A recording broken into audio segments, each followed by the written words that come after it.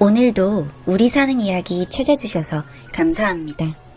사연자분이 보내주신 이야기 시작해볼게요. 안녕하세요.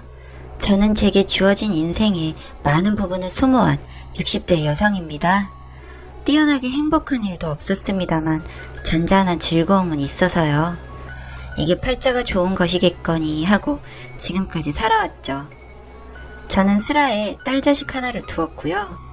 이 아이는 다행히도 일찍 짝을 만나게 되어 스스로의 가정을 꾸린 상태입니다. 그래서 남편과 저 그리고 시어머니와 함께 한 집에서 살고 있죠.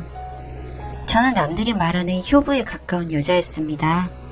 사실 제가 그렇게 착하고 효성이 깊은 그런 여자는 아닌데 남들이 그렇게 하기에 원래 저도 그렇게 해야 하는구나 하고 그렇게 살아왔죠. 저희 어머님, 그러니까 시어머니는 오랜 지병을 앓고 계십니다. 피가 섞이지 않았는데도 시아버지와 같은 병을 앓으셨고 기나긴 병간호 끝에 시아버지는 좋은 곳으로 가셔서 다들 호상이라고 저를 다독였던 기억이 납니다. 시어머니는 60이 넘은 저에게 늘 말씀하십니다. 우리 연지는 내 딸이나 다름이 없어. 너는 나한테 내 딸이다. 하염없이 애정만 쏟아주시는 어른은 아닙니다만 시어머니와 며느리의 관계라는 것이 다 그렇지 않겠습니까? 어머님도 분명 부족한 면이 있고 저도 며느리로서 못하는 부분이 분명 없지 않아 있겠죠. 하지만 곰 같은 며느리라도 어머님의 등은 긁어드릴 수 있는 것이니까요. 그저 어머님의 비위를 맞추는 것이 시댁 생활을 편하게 하는 것이다 하여 그렇게 어머님의 입안에 혀처럼 굴려는 마음으로 살아왔죠.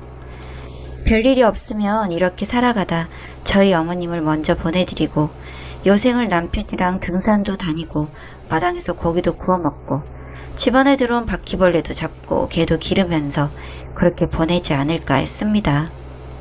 그러던 중 저한테 시련이 찾아왔죠. 처음에는 별다른 증상이 없었습니다. 그냥 나이 탓으로 치부하기 딱 좋은 그런 일들이었죠. 기억이 깜빡깜빡하고 머리도 어질어질하고요. 분명 알던 사람인 것 같은데 얼굴이 가물가물하고 알던 단어도 기억이 나지 않아 망신을 당하는 것이 싫어 입을 다무는 일이 많아졌습니다. 이렇게 살다 보니 초조한 감정이 앞서더라고요. 그러던 중 어느 날 속옷에 실금을 하는 창피한 일이 생겼습니다. 마침 집에 와 있던 딸에게 눈물을 참고 말을 떼었죠. 미경아, 엄마가 조금 이상하다. 병원에 같이 가줘야겠다. 엄마? 요새 깜빡깜빡하고 아무래도 이상해. 엄마 나이엔 다 그래. 실금도 너무 그러지만 민경이네 엄마도 그러셨다더라. 아니야, 정말 이상해. 병원을 가봐야겠어. 그렇게 딸의 손을 붙잡고 종합병원으로 갔습니다. 신경과에 예약을 하고 차례를 기다려 검사를 받았습니다. 어떻게 흘러가는지도 모르게 그날을 보내고 검사 결과를 들으러 간 날 하얀 가운을 입은 젊은 의사선생님이 그러더군요. 말로만 듣던 알츠하이머 치매가 저한테 온 것입니다. 알츠하이머성 치매입니다. 퇴행성 질환이니 준비를 하셔야 할 것 같습니다. 여상하게 말하는 젊은 의사선생님의 표정이 싫었습니다. 그렇게 흔하다는 치매라지만 제가 앓게 될 줄은 몰랐었죠. 마냥 저든 신혼 초에 그 새댁인 것만 같은데 저의 몸은 이미 노년기를 맞았고 시어머니에게 시달며 받아왔던 스트레스부터 젊은 시절에 감수했던 마음고생, 몸고생이 절 이렇게 만들었다 싶었습니다. 이런 질병은 하늘에 죄를 지은 사람이나 앓는 것이라 생각하였는데 맑은 하늘에 날벼락을 맞은 기분이었습니다. 이야기를 들은 근처로 남편에게 고백을 했습니다.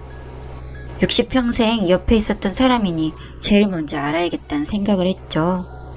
평생 남편 앞에서 눈물을 흘린 적이 많지는 않았는데요.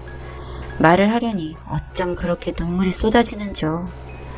딸을 키울 때 청기저귀를 두들겨 빨고 잘 말려 접으면서 꼬박꼬박 졸다가 옆으로 그대로 넘어간 적이 있었거든요.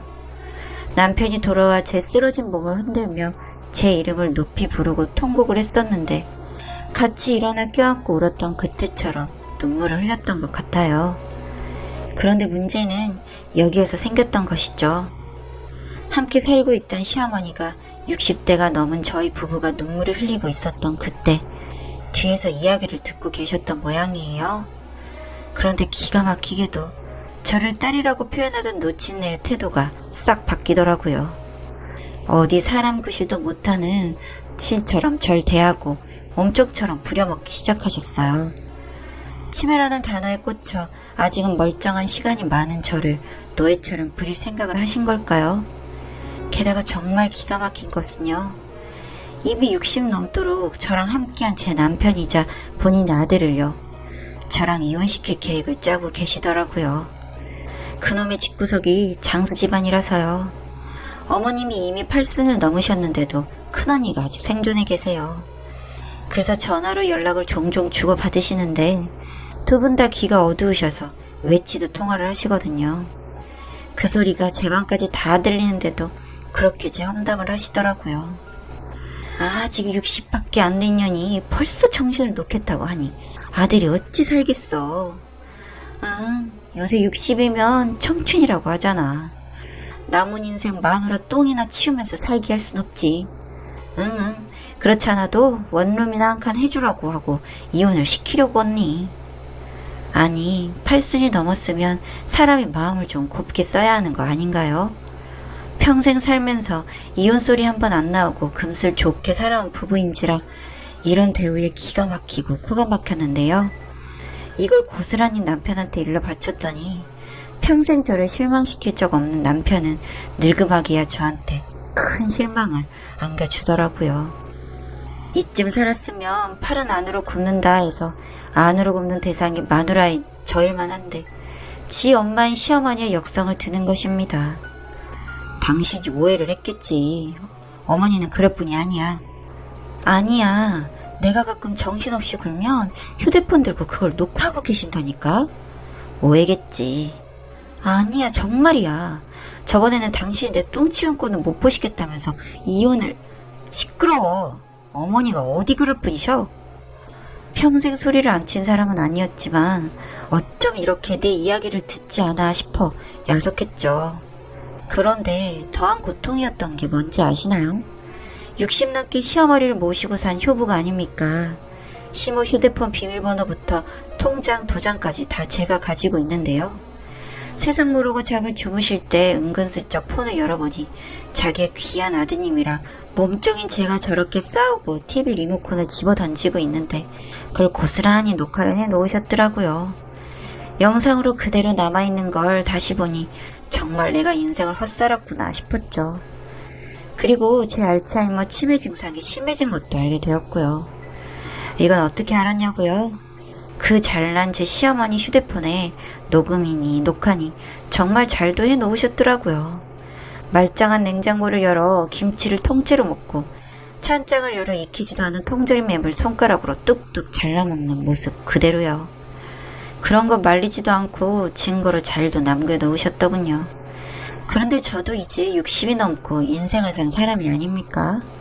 그래서 남편이 해주지 못한다면 제가 나름의 방어를 해야겠다는 생각을 했죠. 천천히 재산을 제 앞으로 돌리기 시작했죠. 문서가 있는 것이야 건드리질 못했고요. 현금 갖고 있었던 것을 조금씩 돌려놓기 시작했어요. 꽃 정실줄 놓은 년이 이 꽃에 물을 왜 주는 거야? 이 와중에도 눈치 없이 시어머니의 구박은 이어졌죠. 아직 정신을 놓지 않았는데도 화초에 물 조금 주는 제 모습이 그렇게 얄미운 모양이더라고요. 사실 그 와중에도 가끔씩 정신을 놓는 일이 잦아지고 있었습니다. 물귀신은 싫었지만 내가 시어머니 발목은 잡아야겠다 싶어 마음이 급해지더군요. 그러던 와중 시모가 선수를 치더군요. 얘따 찍어라. 어머니. 시어머니가 불쑥 내민 것은 이혼 서류더군요. 어디서 구했는지 당신 아들 도장까지 꽝 찍혀 있었습니다. 저는 기가 차고 코가 차서 이야기를 했죠. 아니, 아이 아빠가 여기에 도장을 찍어줬단 말이에요? 그럼 이 어미가 찍으라고 하니 두 말하지 않고 찍더라. 어디 미친년이랑 멀쩡한 남자랑 같이 산단 말이노? 평생을 같이 살았는데 무슨 말씀이세요? 어머니, 아버지, 병관까지 이 며느리가 다 했는데요. 나는 말짱한 며느리 두었지 니같이 미친년 며느리는 둔 적이 없다. 정말 어이가 없어 눈물도 나지 않았습니다. 그래서 바로 전화기를 들어서 남편을 불렀죠. 남편은 정년을 마치고 퇴임을 한 터라 바로 제 전화에 응답을 해 집으로 달려왔습니다. 여보, 봐요. 여보 어머니가 날더러 미친년이라 욕하고 이혼을 하래요. 아니 어머니 이 무슨... 남편은 평생을 선하다고 생각하고 살아온 자기 엄마가 이런 행동을 한 것이 믿어지지 않는 모양이더라고요. 그런데 눈치 없이 시모는 남편의 눈앞에 제가 실수한 영상들을 들이밀었습니다. 남편이랑 제가 싸운 동영상부터 시작해서 제가 실금한 영상, 햄을 손으로 퍼먹는 영상 등 남편한테는 숨겨왔던 그런 모습들이요. 하나하나 보면서 남편의 얼굴이 창백해지고 말이 없어지는 것이 느껴지더라고요. 그런데 답이 없는 남편이 제 모습에 다른 의미로 충격을 받았다고 생각했는지 시모의 표정이 기세등등해지며 패악을 부렸습니다. 내가 대신 도장을 찍어 이혼을 하라 했는데 이 불효 막심한 년이 널 끝까지 물귀신처럼 물고 느려지려고 한다. 그게 결정타였죠. 윽 하는 소리와 함께 갑자기 남편이 뒤로 쿵 쓰러지더라고요. 정말 드라마의 한 장면인 줄 알았습니다. 그 순간 남편의 모습이 슬로우 모션처럼 눈을 스치더라고요. 119 불러요. 싸움이고 뭐고 있고 구급차를 불러 응급실로 들어갔습니다. 그런데 남편의 상태가 좋지 않더라고 하더라고요. 넘어지면서 뇌에 출혈이 생겨 의식을 찾지 못했어요. 응급실에서 중환자실로 올라가도 남편은 눈을 뜨지 못하더라고요. 그렇게 이틀이 지나서 기적적으로 눈을 떴는데 정말 눈만 떴을 뿐이었죠. 껌뻑껌뻑이는 눈 이외에 다른 부분은 전혀 움직이지를 못하더라고요. 의사 선생님의 말은 이랬습니다. 이제 몸을 온전히 사용하실 거라는 보장을 하진 못하겠습니다. 마음을 굳게 먹으셔야 할 것 같습니다. 남편은 눈물조차 흘리지 못해서 축축한 수건으로 눈 주변을 닦아줘야만 했죠. 저도 충격을 받아서 망연하게 대기실에 앉아 있었는데 추레한 몰골에 시모가 다가와 저한테 말을 걸더라고요. 이렇게 된 거 어떻게 하겠니? 네 남편이니? 네가 공경하는 마음 갖고 모셔야지. 정말 어이가 없었죠. 남편이 저를 모셔야 할 처지가 되니 그렇게 이혼을 밀어붙였던 사람이 이렇게 하루아침에 얼굴을 바꿀 수가 있나요? 정말 남편에게는 미안하지만 참을 수가 없었어요. 그래서 바로 내질렀죠. 다 됐고요. 어머니 나오세요. 저 이혼 서류 접수하러 갈 겁니다. 병 있는 것이 사지를 못 쓴 사람을 어떻게 돌보면서 삽니까? 귀한 아들 똥부터 오줌까지 다 받아주시면서 어머니가 그렇게 사세요. 어머니가 새파랗게 질려 푸들푸들 떨었지만 저도 봐주지 않았죠. 더 약하게 느껴지는 시모의 손목을 붙들고 법원에 가서 그렇게 접수까지 완료를 했습니다. 그래서 진행 중인데 남편의 송아지 같은 눈망울을 보면 마음이 약해지고 그렇습니다. 병원에서 구하는 시어머니가 하겠다곤 했는데 그 귀한 아들이 덜 보고 싶은지 자리를 너무 자주 비워서 남편과 시모 몰래 빼돌린 제 돈으로 간병인을 샀습니다. 여보, 그 잘난 당신 엄마는 당신이 보고 싶지도 않은가 봐. 이렇게 병실에 오지도 않네. 속삭이면 눈가로 눈물을 흘리기도 합니다. 저는 간병인한테 입을 다물라고 하고 남편이 보고 싶어 몰래 병실을 찾고 있고요. 이제 남편은 조금씩 몸을 움직일 수 있는 상태이고 장애는 남아도 생활에는 지장이 없지 않을까 조심스레 낙관을 하고 있기도 합니다. 이런 사정을 시모는 전혀 모르죠. 그래서 이 불쌍한 남자를 위해 이혼까지는 하지 말까 하다가도 시모 때문에 영 마음이 쓰여 황혼이혼을 다시금 각오하게 되고 그런 일상을 보내고 있답니다. 어쨌든 시모와는 쫑이고 하나 낙이 있다면 시모가 몸을 누인 집 한 칸까지 전부 제 것이라는 게 되겠네요. 현금 한 푼 없이 얼마나 버틸 수 있을지 좀 보려고 합니다. 시모가 평생 갑이 아닌 걸 알 때가 된 것이겠죠.